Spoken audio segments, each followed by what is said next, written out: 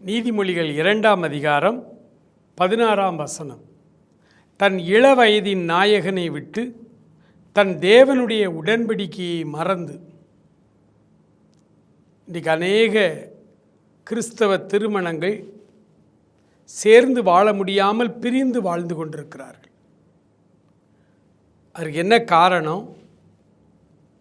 அவர்கள் திருமண அந்த விவாகத்தில் இணைக்கப்படும் பொழுது பரிசுத்த ஆவியானவருடைய கடவுளுக்கு முன்னிலையிலே ஊழியக்காரர்களுக்கு நடுவிலே அவர்கள் உடன்படிக்கை பண்ணிதான் இவரை என் கணவராய் ஏற்றுக்கொள்ளுகிறேன், இவளை என் மனைவியாய் ஏற்றுக்கொள்ளுகிறேன் என்கிற உடன்படிக்கையிலே கரம் பிடித்து திருமண வாழ்வுக்குள் வருகிறவர்கள்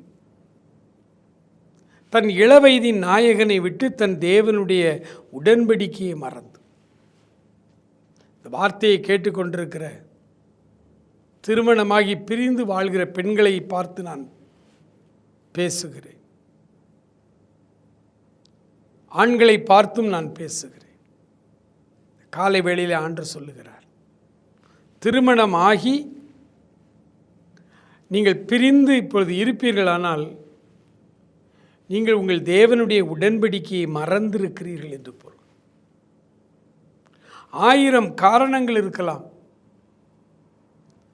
ஆனால் தேவனுடைய உடன்படிக்கை செய்துதானே நீங்கள் கணவன் மனைவியாய் இணைக்கப்பட்டீர்கள் என்றால் நீங்கள் பிரிந்து வாழ்வதற்கு அல்லது பிரிந்திருப்பதற்கு எந்த காரணத்தையும் நீங்கள் சொல்ல முடியாது. நீங்கள் சேர்ந்துதான் அந்த பிரச்சனைகளை எல்லாம் எதிர்கொள்ள வேண்டும்.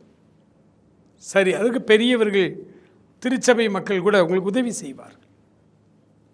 ஆனால் அந்த உடன்படிக்கையை மறந்து நீங்கள் சென்றால் நீங்கள் ஆண்டவருக்கு விரோதமான ஒரு பாதையிலே போகிறீர்கள் என்று பொருள்.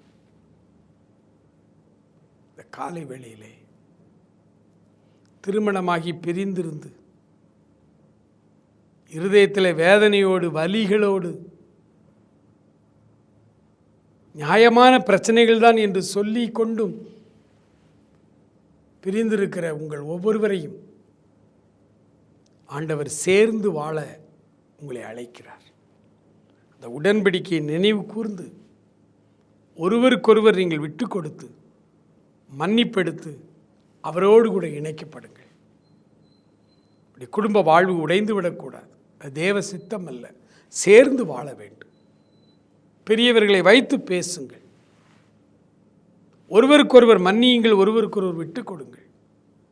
ஆண்டவர் உங்களை ஆசீர்வதிப்பாராக. மகா இரக்கமுள்ள எங்கள் ஆண்டவரே, சிறு வயதிலேயே பிள்ளைகள் திருமணமாகி பிரிந்து சண்டை போட்டுக்கொண்டு தங்கள் தேவனுடைய உடன்படிக்கையை மறந்து வாழ்கிற நம்முடைய பிள்ளைகளுக்கு நல்ல ஞானத்தையும் தாழ்மையும் விட்டு கொடுக்கும் பண்பையும் கொடுத்து பெரியவர்களை வைத்தவர்கள் பேசி மறுபடியும் சேர்ந்து வாழ உதவி செய்யும். ஆசீர்வதியும். இயேசுவின் நாமத்தில் ஜெபிக்கிறோம் பிதாவே, ஆமென்.